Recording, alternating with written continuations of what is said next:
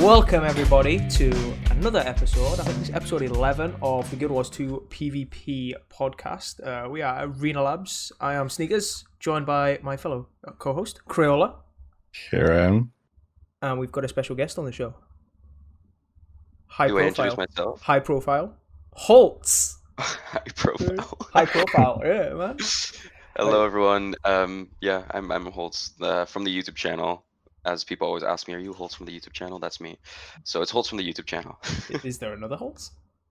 I don't know. People always ask me, like, are you Hollts from the YouTube channel? I'm like, yeah, I'm Hollts from the YouTube channel. That's what people always say to me in whispers. There you go. Proof. Yeah. Proof. See, we haven't got an imposter. We've got the legit one. The real deal. Yeah. Exactly. But that's exactly what an imposter would say, right? Oh, shit. You're right. And you're just going to have to trust me then. We'll take your word for it. Cool. So, you, as far as I'm aware, are a solo queue master. I don't know how, because I can't stand solo queue. Yeah, I mean, yeah, like when it comes down to it, most of the time I play PvP and it's either just duo with a friend or I just go in because I mostly just play this game for fun. I'm not too competitive of a player myself, so I just click on that rank button and off I go. And yeah, I think I'm like 7,000 games in, so quite a lot of games. And yeah, it's definitely my favorite activity in the game itself, because it's just PvP, quick matches, a lot of fights, yeah, and very, very skill based. Yeah. You think the queue pops are short or long? It depends. Some people get very short queue pops, but sometimes I need to wait like definitely at least 5 minutes. But I mean, they're average. I'm just so used to them by now that it really doesn't matter anymore. Yeah. Would you say 5 minutes is a long time to wait for a queue? Yeah, compared to other games, for sure. My sister plays Fortnite, and every 10 minutes she's like every like 10 seconds she's in like another game. So it's kind of whack that we need to wait 5 minutes, depending on what skill level matchmaking tier you're in.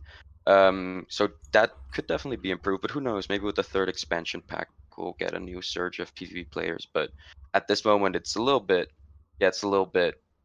dry, I would say. And also just you get matches with the same people every match. Yeah. I've found that so often.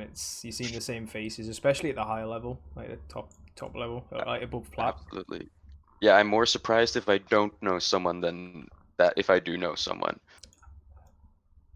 For me, so yeah. For me, if I don't know anybody, I'm like, oh no, I don't know who these people are. The dread. If I don't know them, I assume that they're not too good. That's my experience. That's really bad. Yeah, that's really bad. Yeah. But yeah, no, solo queue is definitely the way to go. And as people will probably know from the YouTube channel, I'm all into Reaper since Heart of Thorns has released. And before that, actually, like Core Necromancer, I remember when Power Necromancer was a thing. That's how I started out the game. But yeah, now everything is Reaper all day. None of this Condi. What do you say? None of this Condi. None of it is Condi. There was a time when Condi Reaper was a thing with the chill trait that did damage over time, but as soon as they nerfed that, it was back to power. Nice. Just because me and Crayola have got a big hatred towards Condi spam. Condi in general? Yeah. Absolutely. I mean, it comes down to passive gameplay for me personally. Yep, absolutely. What do you guys think of the core condition Necromancer that's also being played by some people in this meta? I haven't played it, but as I saw it, it's very static. Yeah, we've kind of covered this like when they did the balance patch, the older one, the changes to Necromancer when Scourge got its shade back. We like what they've managed from a game design point of view. They've achieved with Necromancer, where all three classes are viable. Yeah. But I do not like playing them. Maybe I like playing Reaper, and I can bear Scourge, but Core Necro, it's just static, as Crayola said. Absolutely. Yeah, I tried it out as well because I was like, whoa, there's another build on the market. Let me try it out. But it just basically, some other player that I talked with, he basically said like it does very little I don't know. This was Boyce, I think. That's why Boyce was playing Reaper with rank 55 at the time, because they said that their team tried core Necromancer, but that it just didn't do anything. You're just there and you're applying just a few conditions, but in general, you're just kind of like bunkering on point and kiting and hoping not to die. So That's our Basically, experience. Yeah, we tried it. I think it was last night in scrims, didn't we? And our teammate pointed out, he's like, I don't feel like I'm doing anything, and it's a Exactly. valid point. It's a valid point. It's like a passive gameplay, as Crayola said. I Yeah. think if you're gonna bring a Condi Necro, you got to bring everything. You go in full Condi specs. That you bring in the full works. Oh yeah, absolutely. Yeah. So I'm happy Reaper is on the market and viable, because that's an alternative that we've seen a lot recently, also due to Boyce again playing it higher up. So Reaper is meta worthy at the moment, which I'm very happy about. yeah, ditto, man. It's very fun to play against, and I mean, especially if you have an ally on the enemy team that has glyph res with Mistform, right? Oh yeah. Wait, so you meaning that the enemy team has a Tempest? No, Yeah, yeah. Oh yeah, if you have a Tempest Reaper, that combination is Yeah. dangerous. Absolutely. I used a duo queue with Kelsier, and he was basically just my pocket elementalist, and you were just like glyph res me every single game, and it just made it so much more fun. Oh, Oh man, here's a bit of I'm going to have a hot take here, guys. Hot take moment. Okay. Reaper is a very rewarding class. Right? This is it's a bad player can do well on Reaper, but you can still at the same time tell a good Reaper from a bad Reaper down to positioning. I don't know if you guys agree. Like positioning in Reaper is everything. Positioning. I think Hollts, you know what to say here. I would say I 100% agree. And I think the number one thing that people often get wrong is that they use Shroud number 2, which is Death's Charge. They use that wrong because a lot of people use it to go towards the target, but I use that most of the time just to get away. You just pop into Shroud when you're near, and when you're done, you just zoom away, and then your positioning is all good again, because you just don't want to be stuck without any form of mobility. And yeah, a bad Reaper will just go into a fight, pop everything, and then not have anything left once he gets out of Shroud. So you always need to use that Death's Charge in order to get away, or of course rely on your Worm or Spectre Walk. Yeah, because the damage in Reaper can essentially carry itself. Yeah. So Exactly. how do you approach it with the Reaper, like in current meta? As in build wise, or play style wise? Well, I saw you actually play like a lot of different builds, a lot of different stuff, like might stacking with Zerker even. Might stacking with Reaper. Yeah, the utility skill, I forget what it's called. The shout one, isn't it? It's a shout. It's an AoE skill that gives you might. It's an AoE skill that gives you might. It could be Blood is Power. I've seen some people use Blood is Power. Yes, that's it. Yeah, definitely. Yeah, no, yeah. So yes, I heard some people are using Blood is Power. They are using Blood is Power with, I think, the Eternal Life trait. So then basically you cast Blood is Power, you get bleed on yourself, you go into combat, and because you go into combat, they were able to build up life force somehow. But I've not used that build myself, because I prefer the other utility skills like Spectral Armor, Spectral Walk, and Worm. But yeah, it's one that I've seen around.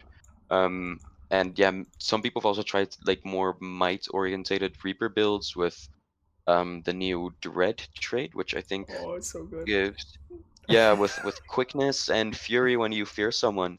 And then in the Spite trait line, there's just a shit ton of might itself, so that just so much damage.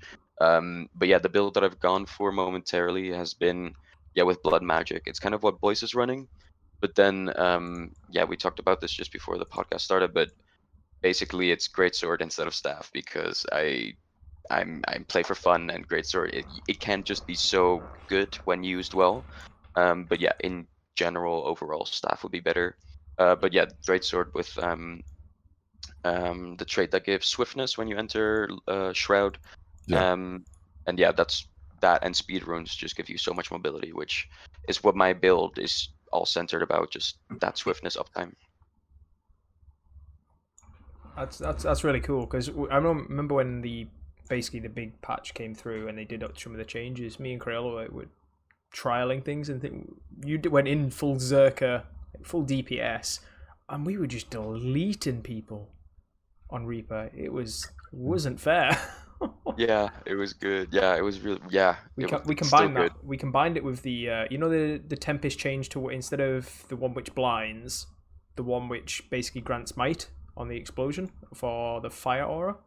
Fire. Yeah. Yeah. So yeah. we were combining both of those for a huge, like, instant 25% might, and just laughing at people. Oh shit! Yeah, 25% might and Reaper auto attacks. Those, yeah, just one auto attack chain, you can kill someone. It's insane. I love it. Yeah. Absolutely. Wait, what are your guys' main classes, by the way? I think I forgot to ask. Well, mine is Angie, Sneaks is Thief. It's nice.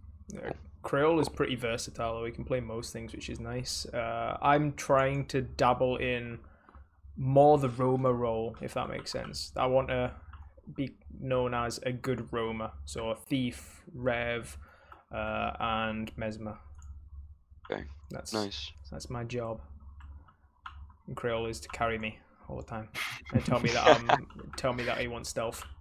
You know what? Since I got my new computer, I can play everything now, and I just gravitate towards Reaper, Greatsword, Power Revenant, Thief, best Thief, and Angie. Yeah, that's just my stuff. Like, that's the fun in the game. I totally get your perspective. Yeah, exactly. Just big risk, big reward kind of classes. However, with engineer right now, it's mostly reward and very little risk, I would say. Yeah, definitely. You can definitely tell a difference between a good NG and a bad NG, but I think if you know how to play the Hollow, it's just dangerous. Like, if you know what you're doing on it as well, it's like your skill is just tripled. Absolutely. Yeah, which is And brilliant. if you can foreshadow where they're gonna be, and you can actually hit the nades, then yeah, too good. I love dueling against Crayola, and it's just like, there's half my health gone. Yeah. Actually, when we started the podcast, the very first episode, prior to that, I watched your video, Hollts, on your thoughts about the patch. Okay. So, like, I'd like to ask you, what do you think now, in this time? What do I think now? Good question. All in all, I would say I'm still very decent with the current state of the game, because we're seeing, I would say, a healthy amount of classes and meta builds. At the moment, obviously, Holosmith is a bit overtuned, but I don't mind. As a necromancer, I have a fun time against engineers because I can corrupt other boons and stuff. But as for the state of the game, I would say it's definitely one of the better ones that we're in right now. I mean, if you compare this to Heart of Thorns bunker meta kind of time, then it's obviously a lot more fun. Fights aren't what's it called? Just fights are not lasting like minutes. It's usually always just in a matter of at least 1 minute or something. And there's a healthy amount of like side note build possibilities, and almost all classes are represented. Probably warrior the least at the moment. But yeah, no, I'm definitely happy because Reaper is definitely one of the better ones in the game right now. And I think if you check metabattle.com, it's also ranked as a meta build, which is great. But yeah, I would say very good, definitely, yes. And yeah, I think obviously it's still good to have some to switch it up every now and then. So I wonder what Arena will do in the future. But yeah, as for now, I'm quite content. So, because you just talked about like all the builds and shouted out to Meta Battle, is there an ideal? Because in solo queue, right, you're going in as Reaper, which is renowned as a team fighter, right? How do you kind of manage if you don't have a support? Do you just duel? Do you focus on basically dueling with the greatsword, or what's kind of the mentality with that? If you don't mind me asking. Yeah, I would say I definitely don't play Reaper the way it's supposed to be played. Like I said, I don't have much experience in team play. So every time I have tried to do like an automated tournament or that kind of stuff, and I duo with an Ellie who's supposed to carry me, I definitely don't do as well as I should be. So in solo queue, I really just play Reaper like you would play a Hollow Smith. Maybe also sometimes a little bit as a thief because you're surprisingly fast with that Runes of Speed and Worm and Shroud number 2. So I definitely play more of a side noder than a team fighter when I solo queue, which is working out for me because I just really like this game because of the mechanical skill aspect, and I just really like this class. But yeah, when I go and try to do like actual team fighting and I have like a team for an automated tournament, then I don't do as well as I should be doing. But do you need a healer on your team, like as a Reaper? Yeah, I would say no. In solo queue, definitely not. Solo. Definitely not. Solo queue, never. No. Most games I'm without a Tempest, and it should be all good. I just I've noticed that as make. well. Yeah. What did you say? I noticed that as well while playing Reaper, especially because you mentioned all the. I watched one of your other videos called, I think, Jukes and Dodges. Yeah, I watched that one. That was awesome. Like, this That is was why really good. I even wanted to play Reaper because I was getting demolished by Necros for so long, right? So when I started playing Reaper, I noticed it's amazing. Like, you can get in and out of pretty much everything. You got fear, you got insane damage, and yeah, I always play speed runes and greatsword and spectral Absolutely. walk, and like you can juke, you can worm, and you can port back with the spectral walk. You can like, Yeah, there's like Yeah. you could essentially do the teleport stomp on people as well on Necro, which people Yeah. don't know. All right, there's so many. If you can kite and you can have sort of like a big IQ and big brain play, you can really juke people. Like on Legacy the Foe Fire, you know, before you jump into mid or like because it's down below, you can juke people with a spectral walk and do all sorts of kiting shenanigans and bait them into mid and then port back up and burst someone. Oh, so many cool plays. this is why Absolutely. greatsword is cool. You jump down, you pull them down, and you port back up. Yeah, Yeah, exactly, exactly. man. Oh, Exactly. It is relatively easy to do, but it's just that because we as a necromancer you just don't have that much stability. So the thing is just if your skills runs out, if you don't have spectral armor, spectral walk and your worm and death shroud number 2, I mean then you're a goner. Like if they focus you then Yeah. you're absolutely dead. But before then, like you stand a solid chance of surviving for at least I'd say half a minute if you utilize like vertical mobility correctly. yeah. That's what I always see with. You can tell a good Reaper from a bad Reaper, like the positioning and how they kite. If you can kite as Reaper, whew, you're gonna Yeah, go yeah. far.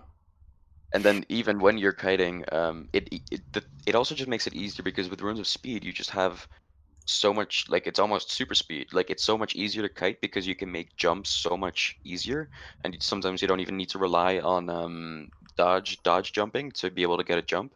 So runes of speed help making kiting a lot easier, and then once you're like in a safe spot, you can just still dish out a lot of damage with, you know, Axe 2 and Focus 5, which can like both crit for 6,000-7,000. So yeah, it's definitely, especially now, definitely one of the better classes to play. But it's seen worse times, that's for sure. That's really cool. While we've got you on and we've mentioned you are the solo king, essentially, I'm gonna call it that. Crown you it. I don't know how because you mentioned how many solo queue, like 6,000 or something. I'm definitely 6 or 7,000 in. Oh, Yeah, like I'm not proud. I'm not proud of that, but I you Oh, am a should little be, man. bit dude, addicted. I was at 9,000 solo games Oh, Oh shit! Oh before I shit! started playing with Snakes. Yeah. yeah. Damn. But as we were discussing pre-podcast, we started recording. It was the mentality of dealing with solo queue. I know for myself, I can do a couple of games and I kind of get frustrated because of matchmaking. Yeah, yeah, How yeah. do you constantly go, I'll just keep queuing? Like, what is the thought Um, process? What's the mentality behind it? Good question. Well, I would say, first of all, yeah, I mean, I already told you guys this, but just expect that you're not gonna win. Like that's if you have no expectations, then there's very little reason to get mad. Especially once you start focusing on your rating way too much, and you're like, oh, I need to get this plus 20, I need to get this plus 10. That every time you just give too many fucks about, wait, can I? Oh, I said It's alright if I say? Yeah, you can Yeah, say Okay, good. fuck. Great, nice. swearing's on the cards. You can say whatever you want as long as there's no gamer words. Nice. Thank you. So as soon as you start caring too much about your rating, then you're just gonna have a bad time.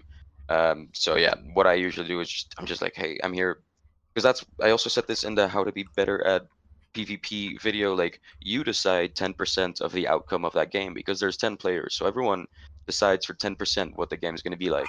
So if you lose, I mean, that's up to the other 90% of the other 9 players that are in this game. Like, and it's unfortunate, but you win some and you lose some, and you have no control over who those other 9 players are going to be. So yeah. We've said this. Great minds think alike. Yeah, 1v9. Yeah, sometimes it's your team, sometimes it's their team. That's too good. Yeah, so that's number one. And as soon as you just get that in your head, like, it's easy to keep queuing. Like, sometimes, yeah, you will lose 8 games in a row. Like, everyone has those moments. I have those moments, and it's just like, yeah, that's just some bad luck. And yeah, for me as well, as someone who like makes videos and records their gameplay, if I'm playing the game, I'm also doing it for something else. Like, I'm also just getting clips for a new video, or I record and then I watch back what I did so that I can improve for the next time. And that's also like a big tip. Just if you watch your own gameplay, that helps you become a lot better as well. Even if it's a bad game, it's still fun to watch what you did wrong, where you should have dodged, that you should not have used your stun break when you weren't stunned, those kind of things. And it's just a continuous learning process. That's a really interesting point of view you've kind of put across there. Of set your expectations at 0. Yeah. I know personally, I don't do that. I am massively over competitive. Yeah. A lot of people are. Yeah.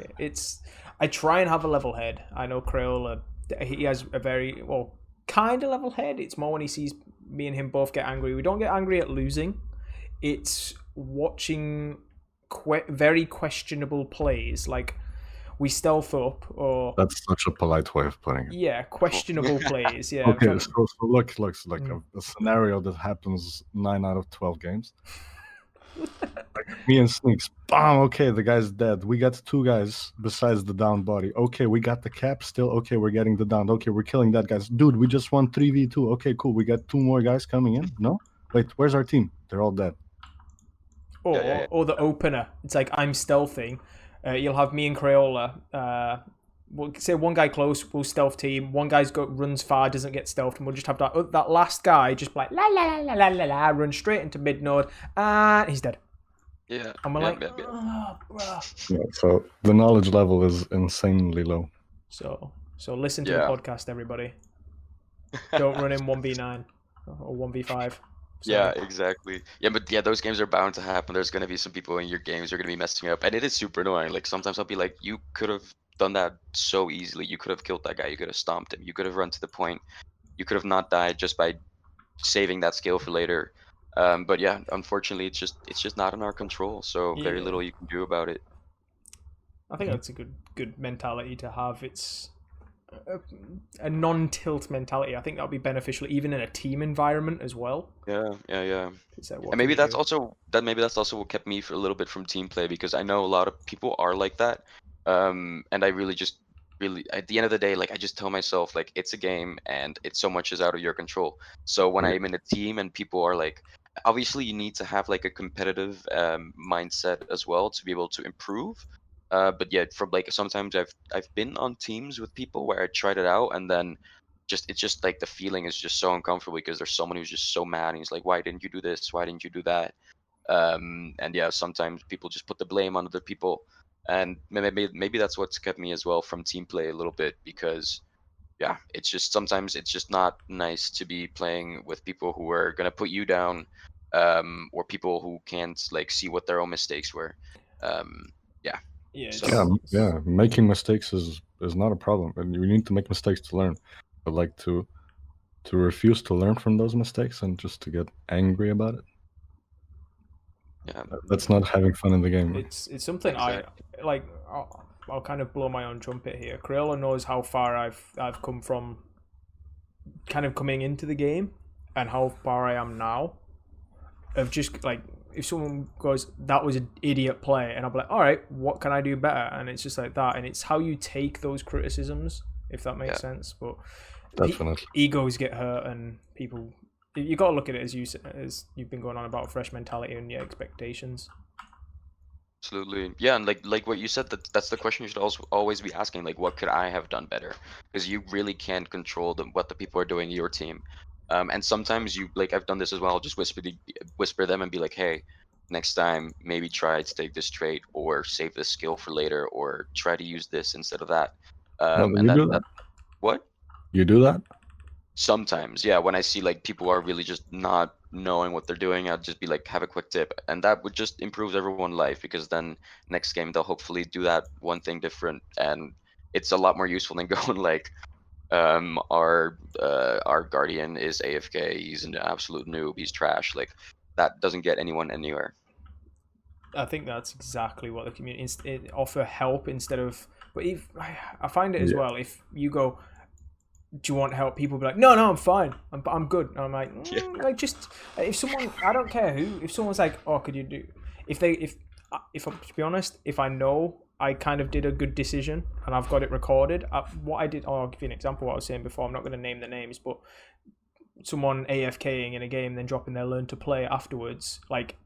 So AFKing for the first 150 points, saying learn to play, calling me trash for decisions, and then I go back and rewatch the gameplay, and I'm like, no, that's not that I don't know what he was they were doing. But if you can kind of take that and go, okay, he said that, maybe I did make a mistake. But yeah, as you said, it's, as Crayola said, it's about acting on your mistakes in games. Exactly. And yeah, like I said before, like having my own, like, I'm recording most of the time. I can just watch them back and just see what I did wrong. And then like it's so easy for me to be like, yeah, obviously that was a stupid thing. Like, I shouldn't have used my stun break, or I should have just gone mid instead of far. Like, that was stupid. And yeah, if you just can just say like, okay, I made a mistake, it's just gonna be so much better for everyone. Yeah. How did you get into video making on YouTube? Well, that was like 7 years ago, because I was addicted to Guild Wars, like, even more than I am now. And then at one point I was like, okay, I'm playing this game way too much. How do I make something like productive come out of this? So then I was like, okay, I also kind of like music, and I've had to make like a video project for school as well.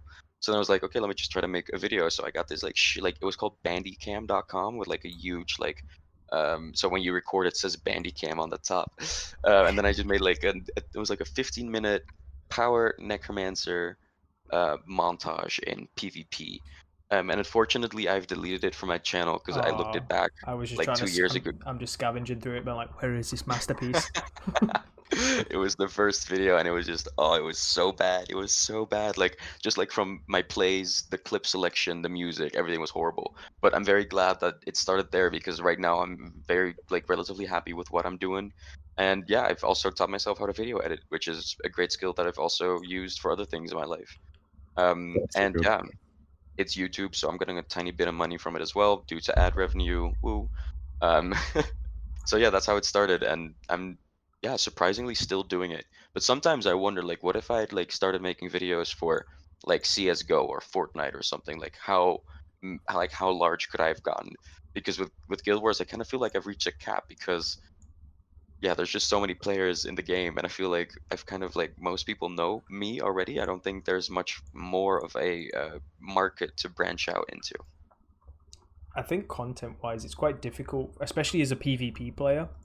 There's only so much content you can put out, if that makes sense. There's only so many tips videos and build videos you can pump out, and Yeah, there's definitely at least like 3 how to kite and best kite spots and meta builds and rotations, how to rotate videos. Like, those are all on there. Like, everything PvP related has pretty much been posted, and it only like gets really exciting when there's a balance patch, or when there's like new skills coming out. But yeah, especially with PvP, it's like it's the same thing over and over and over. Like, very little new maps, very little new classes, builds, specializations. It's getting a little bit of the same old. So as a content creator point of view, yeah, that could definitely be better. So that's obviously why there's some world versus world on my channel as well, but I think PvE, that's where the real content is at, because that's where you have most of the bigger Guild Wars 2 YouTubers and Twitch streamers, I would say. PvE. Yeah, like I think raids are super yeah, those are watched quite a lot. Like Mighty Teapot usually does PvE raids, and there's also just a lot of people who are like just hanging out in the game, and they have like a shit ton of viewers while they're just doing open world kind of stuff.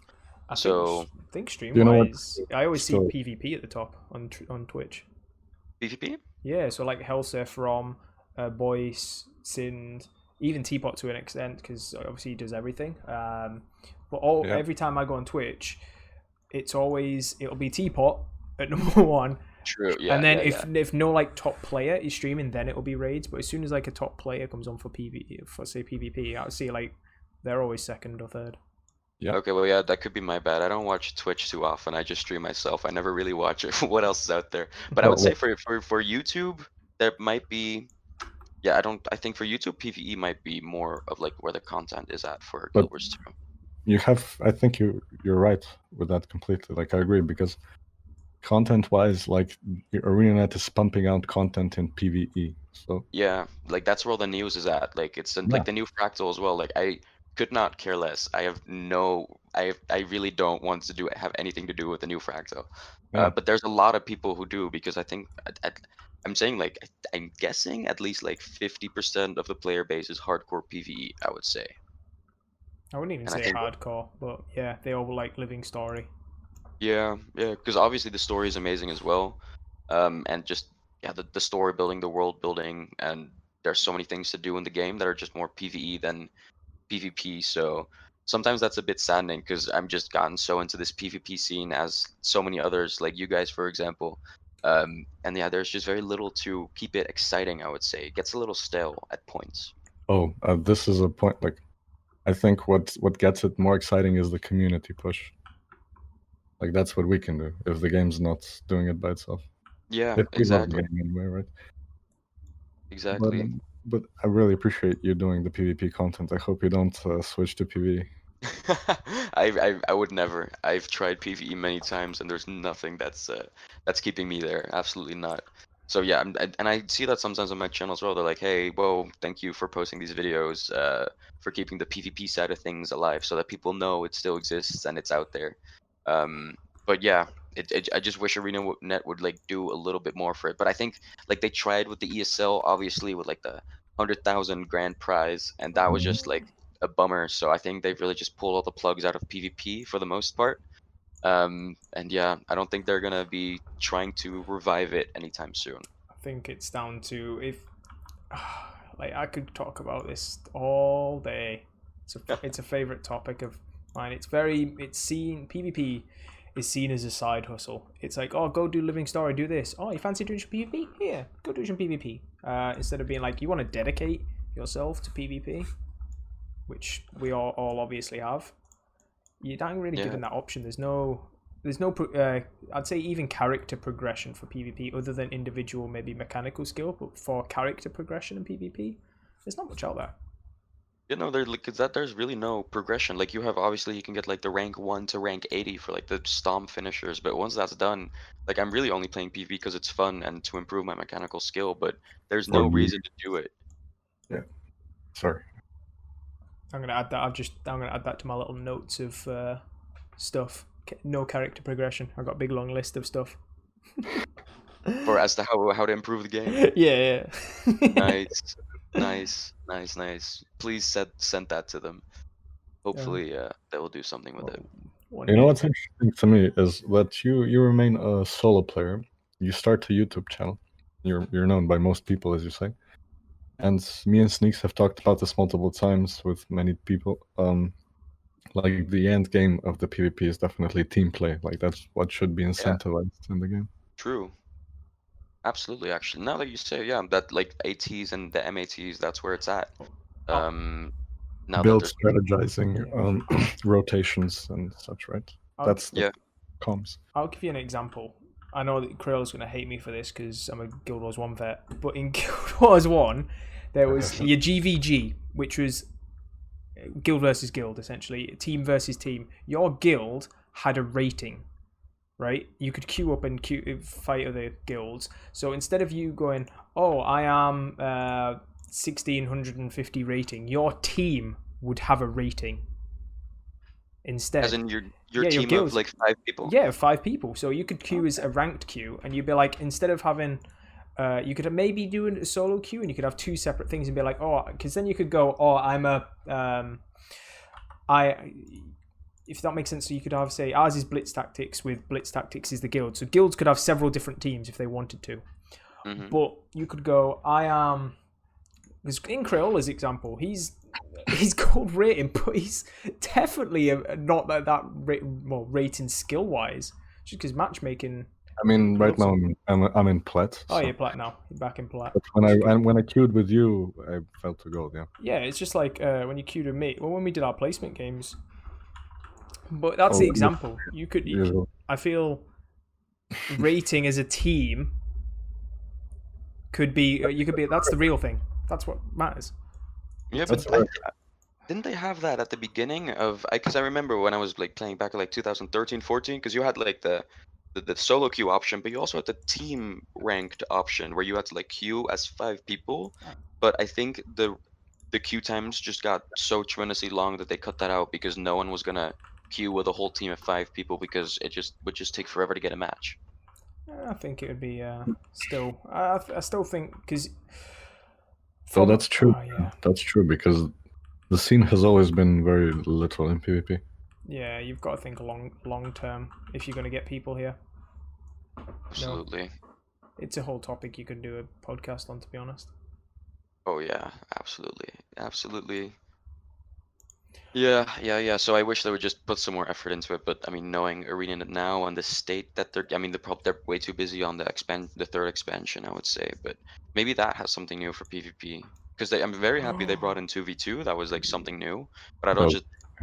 But I mean, even that, like, it's just like a mini season, and it just feels like something extra, but not something like worth completing in a way. I think it just needs character progression, but my kind of hype, as Crayola will know, Factions is my favorite campaign ever, and that that actually brought a lot of PvP content in Guild Wars 1. So I'm hoping they stick with the new kind of the theme and be like, yeah, let's bring some more PvP content. What kind of because I have not played Guild Wars 1 at all. What kind of PvP content did Factions bring? So they introduced more new maps into the GVG scene. Heroes Ascent was still around anyway, but they brought along, because there was alliances essentially came with Factions. And there was a faction system where you would go and do activities, whether that's PvE or PvP, to generate like faction points where you could spend onto reputation for your guild and alliance to own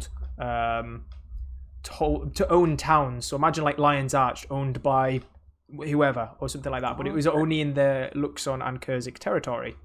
So you had alliances holding like the capital of each place and like other little towns and cool stuff like that. And with that, they introduced alliance battles, which is it's like Conquest essentially, but you had 3 teams of 4 creating 12v12 for the Kurzik side and Luxon side. They would fight over node control. You would have Jade Quarry and Fort Aspenwood, which were 2 individual solo queue areas, which you get paired up with 7 other people to create a team of 8 versus 8, and you fight along that with different things. But it was just like those little things brought along, and it was so much fun. Cool, that does seem very nice. Yeah, I think there's so many things, like even just mentioning the watching while you're dead. Yes, that's exactly it, Crawler. PvP in Guild Wars 1 was so good. As in like spectating after you've died yourself? Exactly. Yeah. So you could spectate your whole team. So you die, you can click on, so say we're in a team, you die Hollts. Yeah. I mean, your live teammates, and you can follow them as if you're spectating. Oh, that would be very nice. Oh. But that's such easy stuff to implement. Just for 15 seconds, that's not asking for much. Also spectating high-end games as well for everybody instead of just A-Net partners. Yeah. Yeah, there's a lot of things they can improve, and I like what you like. If they have like the team versus team, like if you have like some kind of mode with 3 teams, that would be nice. That would be a good way to spice it up. There was this is my favorite. I love talking Guild Wars 1. Krill is just probably eye rolling right now. What? No, but Heroes Ascent, right, was the pinnacle. So you had GVG and Heroes Ascent. GVG's obviously speaks for itself. There's two teams fighting each other, but Heroes Ascent was like a tournament where it would be 2v2v2 all the way up to like a certain couple of maps, which was or two maps. When I mean 2v2, I mean two teams. So a team of 8 versus 8, and then as you get higher in the tournament, you go to the Hall of Heroes, which is 3 teams of 8 fighting each other. And there was other rounds maybe before, but if you make it to the Hall of Heroes, say we make it to the Hall of Heroes, you would stay in the Hall of Heroes, which gives the best rewards in the game. And if you could win over and over and over again, you stay there. You don't go back to the beginning once it's all over. The tournament's all day, forever. Wasn't Guild Wars 1 first when it was launched a PvP game? Intended as a PvP game, and There's a specific acronym for it, even, right? Yeah, man, it's in my eyes it is a PvP game still, but that was their focus. And Guild Wars 2, for whatever, like, has the best gameplay ever. Oh yeah, I'll agree. Yeah. I'll even And agree. the way I explain it to my friends that don't play the game is like, okay, imagine you got the best ability, like you're elite, right? And you can just dodge it, right? You can, it's just about position. Yeah, exactly. Every movement matters, right? But It's there's so- insane like condition damage, torment, and stuff. That's all words that are relatable to much anything else, right? Yeah. It's a truly amazing game, and You it see- deserves more attention in the PvP department. Yeah, and you see this on Reddit all the time. Everyone's just like, there's no other game I can play, and that's the boat I've been in for like 7 years. Like, I've tried games, but nothing keeps me as like attached as this game, because it's just fluid. It feels natural. The gameplay just makes sense, and just like how you described, like you can dodge an elite skill. Like, you don't have to take anything. It's just it's pure skill. And then there's so much customization with the runes, the traits, the weapon sets, the utility skills. Like, you can, it's just 10 out of 10, 10 out of 10. And I sometimes I'm like hoping that something new will be on the market soon. But yeah, for the time being, like, this is still an amazing game, and I'm happy that it's here. No, what it reminds me of, because it reminds me kind of like how Destiny was, or it kind of is still to me. So when it comes to shooters, Bungie, when they developed Destiny, have got a very, if you shoot a gun in Destiny, it feels good, and it sounds daft, but it's like that combat feel, that there's no other way to describe it. It's just that it feels good to dodge or reflect a lich. Oh yeah. Or something like that, and it just feels good to pull off. When you pull something off, you're just like, oh yes, that felt good. And it's when you shoot a gun in Destiny, it's like, oh, this feels really fun. It just feels good. The combat, there's nothing like MMOs are usually like click combat, if that makes sense, like Guild Wars 1. Mm-hmm. There's nothing like it. It just feels good, and that's someone who plays Guild Wars 1. I'd also add that Guild Wars 2 has such a unique style to it. I think that's what keeps bringing everybody back, if anything. Yeah. Like, of course, the combat is 10 out of 10, but the style behind it, even the legacy of Guild Wars 1's atmosphere and everything, even down to the music, it's just amazing, right? It's like truly medieval-ish. Yeah, absolutely. Because most of the newer games on the market, they're more like with like the Asian type of like MMO RPGs, like very fast paced, like very static movements, and like no dodging as well. No dodging is just a big no. So yeah, this one definitely has its own feel to it. It's definitely unique in the market, and I mean it's still relatively well played, because I think we're at like 1 million. I recently read something that it has 1.5 million active daily players, but I'm not sure how accurate that is, because it doesn't seem like it. But maybe there's a lot of people in PvE that I just don't see. But it's still like relatively well played in like the MMORPG scene. Yeah, I couldn't agree. I can't agree, because I always see whenever I go do, say, even in the mood strikes me, I'll go do a world boss or something, 'cause no one's on. I'll go do the Auric Basin meta event, and they're always packed. So us being PvP players, we're just living in Heart of the Mists in our little box. That's me. I almost never leave it. Sometimes like there's like this game is gigantic, and I'm just doing this little thing over and over, and it's kind of saddening. Also, I just had an idea. What do you guys think about this? So it's an Eternal Coliseum kind of PvP map, and You've sold there are sold it on me. Eternal Coliseum. It's my favorite map. Done. Are you serious? Oh, interesting. That is definitely not my favorite. Wait, it's that and Kylo. Yo, Kylo, exactly. Anyway, so you have this map, and it's just a big circle. It's like not like a Coliseum like that map, but it's like an actual Coliseum, like a circle. Mm-hmm. And then there's 10 players, and they're not in the team. It's just 1v1v1v1, times 10. And then basically the idea of the game mode is last one standing, and if the timer runs out in, let's say, 5-6 minutes, the player who did the most damage wins. What do you guys think? I'm going perma stealth. What are you saying? I'm gonna go perma stealth and hide in the corner. No, because the player who does the most damage at the end wins. Yeah, but then I'll just delete him in the last seconds on Deadeye. Yeah, but you don't. But I'm talking like total damage, like how you see at the end of the game. game. Yeah, I know. That'd be interesting. I'm wondering how that would work out. Good. I think that would be really cool It'd be to see that absolute kind of shit. chaos. What do you say? Go on, Crayola, sorry. No, to see that would be fucking awesome. Definitely. Because then you could obviously be like a heal bot Tempest, but you don't do any damage, so you wouldn't win. So I'm guessing people would go for like Druid, Holosmith, Core Guard, Retail. I think it'd be actually. Yeah, Core Guard, Retail, and just win. Yeah. Which is the 1v1v1v1 sounds so cool. Oh. Well, I mean that's the free for all arena, but yeah. Yep. I actually think like what you said, you'd love to see 3 teams against each other. I think that would be fun. The way Guild Wars 1 got round it was that there was essentially everyone had the same objective, so it'd be like one of the ones was like a relic run, where you would have to run your relic back and forwards into the King of the Hill center. And there was like a gentleman's agreement between all teams that if you decided to push a fight onto somebody else, unless it was in the last 3 minutes, right, then both teams would just gank that team. It was so funny because it's like, if you make it to the Hall of Heroes, it's like, oh, I'm going to do this. Okay, quick, let's push the yellow team. And you'd get everyone, your team would push them, and you just see the other team collapse onto you, and like, yeah.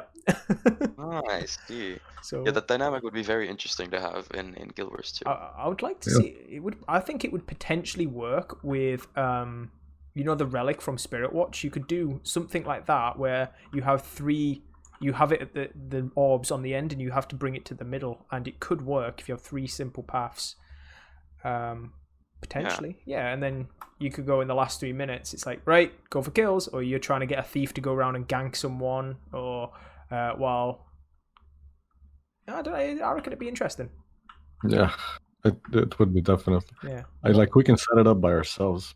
I don't know. More innovation required. That's what I want. Innovation. Yeah, or capture the flag would be just show more game modes, because I get the game's built around Conquest, but I do want to see something new, because Stronghold is it tried to be GVG. It's a big wannabe GVG. It's budget GVG without the GVG. It just doesn't work. Yeah, it just doesn't work. So it's so sad. I really haven't thought about Stronghold in like a year. I can't believe that still exists. Wow. Yeah, I might actually we could do an episode on Stronghold for the laugh. No. Krilla's like no. Well, I think when you gamble in too many PvE players. Yeah. Not PvE players. I mean NPC players. You got the door breakers, lords, and shit. Yeah, that part is where it's wrong. I think the way Guild Wars 1 got around it. But it's basically like a big part of the conquest is actually dueling, right? Yeah. Yeah. And that's a big part of the game in any capacity. Like you can do, I don't know, if you would have a clusterfuck like 10 versus 10. I don't think there's much you can do against AoEs. Yeah, that's why World v World it runs Scourge. Yeah. But yeah, Curly, you're right on the head. I think the way Guild Wars 1 got around it was because the NPCs didn't do anything until it's not like you're going, I have to get them to go do this. It's just they'll stand there, and your job is it's like Legacy of the Foe-Fire. That's the perfect example of GVG. They're just there, and if you want to push the Lord, you get it. Yeah. But So much we could talk about in regards to that shit show of a game mode. Oh, I wanted to ask you, Holt. I saw like you did a video of the new scrapper build. Yeah. You see one? I know exactly the one. Decap. Is a decaf scrapper? Yeah. What is your question about it? Well, like in what way are you taking your content now? Ooh, good question. I've there was a time when I was on all I was doing was like montages. Like every week I would be like new montage coming out, guys. But that's just not very rewarding because it's basically just showing off like, lol, look at this clip I got. Because it's not you're showing off skill because every content creator will admit like if you make a montage, it's like your top 5% of clips. Like for every 10-minute video, there's 5 hours of gameplay kind of situation. Yeah. So I've tried to move away from that a bit. Yeah, more like doing the gameplay and guide kind of things where you just have some chill gameplay in the back, just regular gameplay, and then just talk over like, for example, with the decap scrapper video, like what are its strengths, how does the build work, is it fun, that, and also yeah, doing quite a lot of just like I'm streaming more now, also because of quarantine and the pandemic, yay. So I'm just getting some Twitch highlights on there every now and then. And recently I also started with like the top 5 plays of well, okay, not of the week, but like every time I get enough submissions, then I make like a top 5 video, showcasing other people's clips, which is also just something I'd wanted to do for a long time because Jebro made one at the time, and I just found it so nice because in one video you have like gameplay of like 5 different players, which I found very fun to look at. So yeah, definitely more guides, less montages, more funny videos. And yeah, as soon as there's new content, I'll probably cover that too. But yeah, less montages, less montages. I'd love to see, like, as you said, like montage. I like the Jukes thing. I'd love to just see you debating people, even if it was like a 30-second clip of just you debating. Yeah. Just showing what. Of Jukes. Yeah. So whether it's like the shadow, or not the shadow step stomp, but the worm spectral walk, stomping people, baiting people, in, like Crayola said, pulling them with the spectral walk and then porting away. I'd love to see that. That would be good. There was this. I recently got this submission for the top 5 clips as well, where there was just one guy who made like a 10-minute video of him just jumping off a cliff while having spectral walk on, and then using spectral grasp to like pull like 10 people in World versus World, and then just get like a shit ton of loot bags.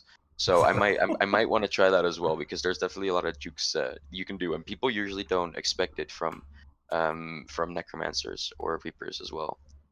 That's awesome. That is big brain. That is big brain. It was very fun to look at. What I'm curious, what, because like you guys are also content creators now because of the podcast, but what do you think most people want to see with a content creator? I'm curious. For myself, I like to see, YouTube wise, I like to see the niche stuff like you can do. So like the big brain plays, like we were just saying there, stuff you wouldn't think of to show really what a class can do. Yeah. So there's one which, say, Syndrana, where he puts up like these tiny clips of, say, Thief, where they've already shadow stepped in, he matches the shadow step, gets a backstab, they shadow step out, he matches it and does like a heart seeker into it. And it's like those sneaky plays, I'm like, oh, I'm going to try that. The one you've just mentioned with baiting people off a cliff, I'm probably going to go try that. I know exactly what Syndrana clip you're talking about. Yeah. That was a nice video. That's what I like to see. Crayola? I concur. That's what I like to see as well. But also, what I like to see most is innovation. Like when a content creator, in that sense, just makes something good to see, like the intricacies of the game, because you can make some really nice content showing, like, okay, you can show that little clip, or you can do some, like Helsa did these videos, right, with him dueling Zan. Mm-hmm. He'd pop up on screen like the skill that happened, or like the evade, or like baited, right? Oh yeah. I think yeah. That's innovation in my eyes, and that's perfect. The perfect way, like especially for somebody that doesn't exactly know what's going on, and watching the video kind of gets a glimpse into the, let's say, dueling dynamic of it, right? Yeah, because that's something you hear often, that like every time someone sees me playing Guild Wars, they're like, I have no idea what is going on your screen.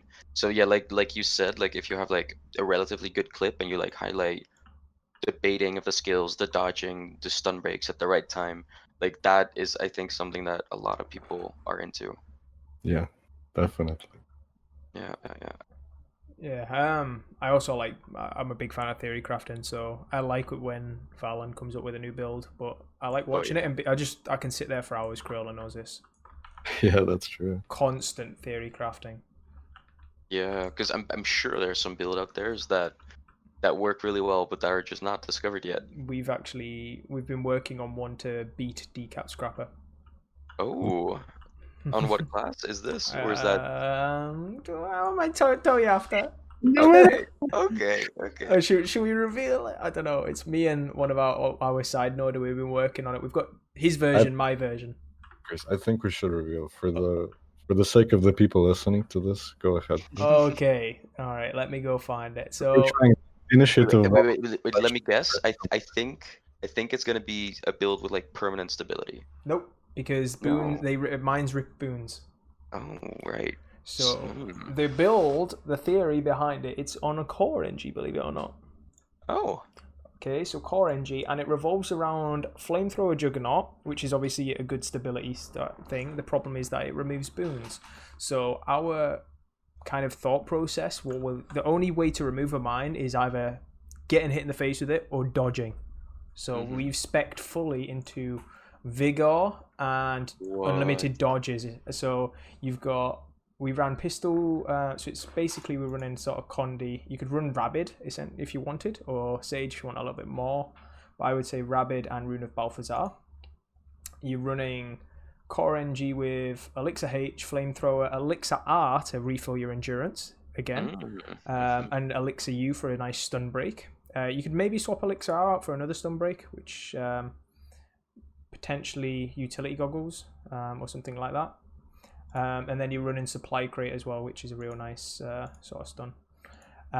Or you can maybe go Mortar Kit. So it's still in testing phase really. And then you run Firearms for Juggernaut. You can mix it up, so you can go High Caliber or Chemical Rounds and Thermal Vision to up the Condi damage. We want big Condi damage. Then Alchemy, it's top mid top for HGH.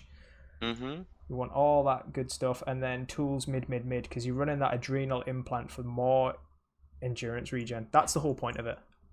Smart. Okay, so it's just it basically involves a fuck ton of dodging because it puts out no damage, as you said in your video. Yeah. Oh yeah, absolutely. Decap Scrapper doesn't do anything. So it's just trying to bait the mines, dodge over them to exploit them, and then punish. That's I think a good point here is like there's a difference between build crafting as for solo queue and team play. Yeah, I think 100%. Really good. We take really good advantage of this, especially when like Zartek Zihart runs like complete DPS hollow, right? No alchemy, no inventions. Oh shit. Just straight out the ass damage, and it works because he's got support, he's got the CC from the team, and it works, right? So there's a difference. Yeah, solo queue and team queue theory crafting. I go for the team theory craft rather than solo queue theory craft. Yeah, because with solo queue theory craft, you kind of need to cover all bases because you can't rely on anyone. But exactly with the team theory crafting, you can really just fill one niche and then have your team support you, which is that makes the game more fun. If you full DPS Hollowsmith, that seems not fun to play against, at least. Yeah. Jeez. So many options. Especially when it's really good players playing. Yeah. And you can do that with the Spite and Tempest with the Might trait as well. Oof, yeah, I think I'm gonna try that with Kelser next time we do a queue. Like I'm just gonna like stay glued to him and then just go for the Dread trait and go full quickness, might stacking Reaper, just like pump out like 6k auto attacks. It really is like that. It really works. Nice. Okay, good idea. By the way, I saw you stream a couple weeks ago. Nice. Are you gonna keep streaming? Yeah, definitely. Like I said before, quarantine and the pandemic has really just given me a lot more free time. So it's quite nice as well 'cause it's super easy. Like I'm playing anyway, so I might as well just turn OBS on and start streaming. So I'm definitely gonna keep streaming, mostly PvP, maybe some roaming. And yeah, recently I've started streaming with Mike, but I just found it's a lot more difficult to play and like keep up communicating with your Twitch stream, with your Twitch chat, and like explaining what you're doing. But I'm starting to like I mean, I'm just starting to stream with Mike more often. So yeah, you'll definitely see me around on Twitch. Awesome. I'm gonna tune in for those streams. Yeah, same. Nice, I'll be there. nice. Be lurking in the background. It's really, Yeah, 'cause I think it's really important to have some. Sorry, did you want to say something? yeah, I was just gonna say that like I recently also got like the Twitch chat thing, so I can just see the chat coming in while I'm playing, and that just makes it a lot more fun as well because you're playing and you know that there's people watching and like responding to what you're doing, so it makes playing more fun as well. Right. Definitely does. I think it's really important as well to have a specific players that play specific classes streaming and such and creating content, because how else are you going to learn, right? I think it's really cool we have you on Reaper for that, because you enable a lot of people to, through your content, to get a hang of the class, right? Or the play style of the class. Yeah, they can kind of see what it's all about, and some different builds as well, because you got Wells, you got Staff, you got the Fair Ring, and then you have my build, which is like another version of that. So yeah, exactly, it's nice. And then you have Cinderner for Thief. You have there's a lot of NGs out there as well. So it definitely it's good that there's some people sticking to one class, but sometimes, for example, when you're in PvP and you kind of need to be able to play that other class, it's because I really can't play anything else but Reaper. Like Reaper's the only thing I'm good at. But yeah, for content wise, it's nice to have like regularity. Mm-hmm. I think it's good for the community in that sense to have, as you mentioned, Sind as a thief, like Helseth, Mesmer. Yeah. You got all sorts of hollows. Yeah, that's true. I really like Drowsy Hollow. Oh yeah. Chafe Absolutely. Hollow. Yeah. Yeah, but there should be definitely more. I mean, I'm forgetting a lot of them at this particular point, but Yeah. That is all good. I need to leave in a little bit because of another incoming call I have for a group Alrighty. project. That's no worries at all. Well, yeah. I don't know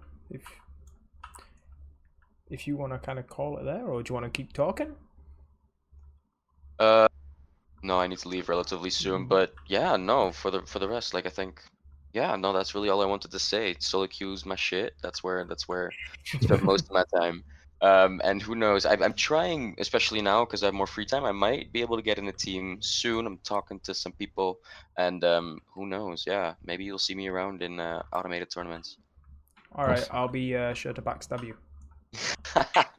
Can't wait. Yeah, Corolla's got a grenade barrage with your name on it. Oh I yeah. got a Reaper as well. You have a what? Reaper off. You have a what as well? I have a Reaper. Oh, okay. Well, hit me up for some duels. Oh fuck yeah, man. Yeah, definitely. Cool. But where can people find you on YouTube, Twitch to like give yourself a shout out? This is the time for the shameless plug. Thank you. YouTube, Hollts, HOLLTS, same thing on Twitch. Streaming very irregularly. And yeah, YouTube videos, almost one at least every week. So yeah, be sure to follow me if you want to see a Reaper gameplay and just some fun streams every now and then. Definitely. I love it. And we would like to thank you for joining. Really appreciate you joining. And all the links in the description. Thank you guys for making this possible. Like I also I texted you guys like this is so nice. There's like a PvP Guild Wars 2 podcast. Like it's a little bit niche, but I'm so glad it's here. I was surprised it's not done already. True. It's about time, right? Yeah, Crayola's big brain coming up with this idea. Absolutely. But yeah, if we've got our own stuff, obviously it comes out every Monday. Go watch Hollts. Give him your support, especially on Twitch. Get that subscribe button. We've got our in-house leagues as well. So if you're at a reasonable level and you want to kind of play more with good players and improve, You can message myself, Crayola. We'll get you involved. Basically, just check us out on the YouTube channel, Arena Labs. You can search that, and that'll pop up on YouTube. If you want to listen more to the podcast, you know where it's actually here. So again, thanks for coming on, Hollts. It's been a pleasure. Thank you, guys. But yeah, we will see you all next week for another fun episode. See you. Bye bye.